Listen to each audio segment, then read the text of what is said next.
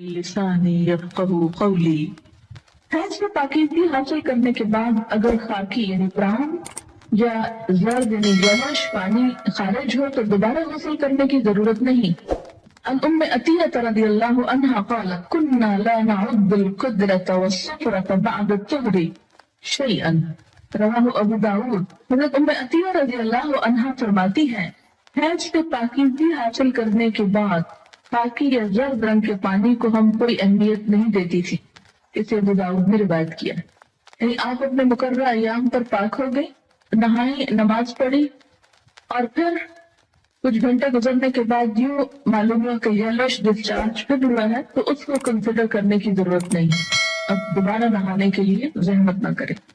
حیض سے پاکیزگی حاصل کرنے کے لیے بیجا عجلت اور بیجا تاخیر دونوں سے کام نہیں لینا چاہیے۔ بیجا عجلت کا کیا مطلب ہے کہ انڈیو جلدی، یعنی کب پاک ہوگی، کہیں نماز نہ چلی جائے، کہیں روزہ نہ چلا جائے، اچھا نہا لی، پھر دیکھا کہ ابھی تو نہیں پاک ہوئے، پھر نماز چھوڑ دی، پھر روزہ توڑ دیے، پھر نہا لیے، تو یہ کھیل نہیں بنانا چاہیے اس کو۔ اسی طرح بیجا تاخیر کے پاک بھی ہو چکے ہیں لیکن نہائی نہیں رہے، میں سستی کے مارے کہ اچھا ایک دو نمازیں اور چھوڑ لیں، آرام کر لیں، تو ایسا نہیں کرنا چاہیے۔ غسل حیض میں تاخیر ہونے پر قضا نمازیں ادا کرنا چاہیے۔ یعنی اگر کسی وجہ سے پانی ختم ہے، پانی نہیں ہے، یا کئی سفر کی حالت میں ہے کہ ٹائم پہ نہیں پہنچے آپ کہ نہا سکیں، یا کوئی وجہ بن گئی، یعنی جان بوجھ کے نہیں ہو گیا ایسے، تو پھر کیا ہے، جب نہا چکے تو پچھلی نماز لوٹائیں۔ ان النساء يبعثن الى عائشة رضي الله عنها بالدرجة فيها الكرس فيها الصفرة فتقول لا تعجلن حتى ترين القشرة البيضاء تريد بذلك الطهر من الحيضة رواه البخاري۔ خواتین رسول اللہ صلی اللہ علیہ وسلم کی زوجہ محترمہ سیدہ عائشہ رضی اللہ تعالیٰ عنہا کے پاس ڈبیا میں روئی رکھ کر بھیجتی جس میں ابھی کچھ زردی باقی ہوتی۔ حضرت عائشہ فرماتی جب تک صاف شفاف پانی نہ دیکھ لو اس وقت تک طہر حاصل کرنے کے لیے جلدی سے کام نہ لیا کرو۔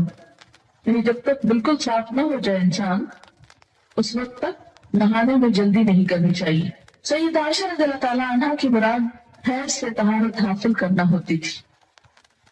القشرۃ البیضاء کا لفظ دیکھ رہے ہیں یہاں پر آپ عربی عبارت میں، یہ انہوں نے معیار بتایا، حتی ترین القشرۃ البیضاء وائٹ ڈسچارج۔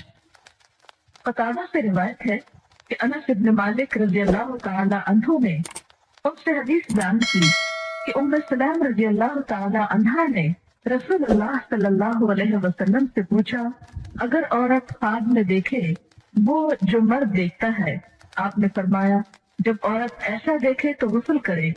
ام سلمہ رضی اللہ تعالی عنہا نے کہا کہ مجھے شرم آئی، میں نے کہا ایسا کیا ہوتا ہے، یعنی عورت کو بھی احتلام ہوتا ہے؟ رسول اللہ صلی اللہ علیہ وسلم نے فرمایا بے شک ایسا ہوتا ہے، ورنہ بچہ عورت کے مشابہ کیوں کر ہوتا ہے؟ آپ نے فرمایا مرد کا نطفہ سفید اور گاڑھا ہوتا ہے جبکہ عورت کا نطفہ پتلا اور زرد ہوتا ہے، دونوں میں سے جو بھی غالب آ جائے بچہ اسی کے مشابہ پیدا ہوتا ہے۔ اسے مسلم نے روایت کیا ہے۔ منی خارج ہونے پر غسل واجب ہو جاتا ہے۔ غسل جنابت میں پہلے دونوں ہاتھ دھونے چاہیے، پھر طہارت حاصل کر کے وضو کرنا چاہیے۔ عن عائشہ رضی اللہ عنہا ان رسول اللہ صلی اللہ علیہ وسلم كان اذا اغتسل من الجنابة بدأ فغسل يديه قبل ان يدخل يده في الاناء ثم توضأ مثل وضوئه للصلاة رواه مسلم۔ حضرت عائشہ رضی اللہ تعالی عنہا سے روایت ہے کہ رسول اللہ صلی اللہ علیہ وسلم جب غسل جنابت کرتے تو برتن میں ہاتھ ڈالنے سے پہلے دونوں ہاتھ دھوتے، پھر نماز کی طرح وضو کرتے، پھر غسل فرماتے۔ اسے مسلم نے روایت کیا ہے۔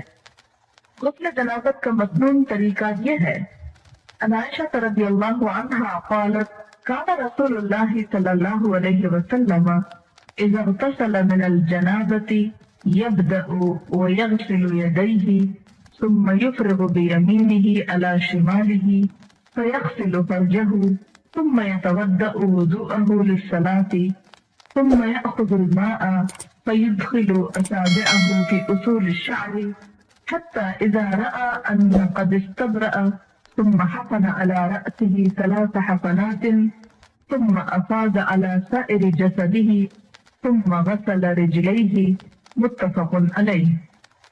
حضرت عائشہ رضی اللہ تعالیٰ عنہا سے روایت ہے کہ جب رسول اللہ صلی اللہ علیہ وسلم غسل جنازت فرماتے تو پہلے اپنے دونوں ہاتھوں کو دھوتے، پھر دائیں ہاتھ سے بائیں ہاتھ پر پانی ڈال کر استنجا کرتے، یعنی استنجا کے لیے بایاں ہاتھ استعمال کرنا چاہیے جبکہ پانی دائیں ہاتھ سے ڈالنا چاہیے، پھر نماز کی طرح کا وضو کرتے، اس کے بعد ہاتھوں کی انگلیوں سے سر کے بالوں کی جڑوں کو پانی سے تر کرتے، یعنی پورے سر کی سکن اور بالوں کی جڑیں اچھی طرح ویٹ ہونی چاہیے، دھلنی چاہیے۔ 3 لپ پانی سر میں ڈالتے، یعنی 3 times ایٹ لیسٹ سر پہ پانی پور کرتے، اور پھر سارے بدن پر پانی بہا دیتے، آخر میں پھر پاؤں دھوتے۔ اسے بخاری اور مسلم نے روایت کیا ہے۔ پاؤں دھونے کی حکمت کیا ہے؟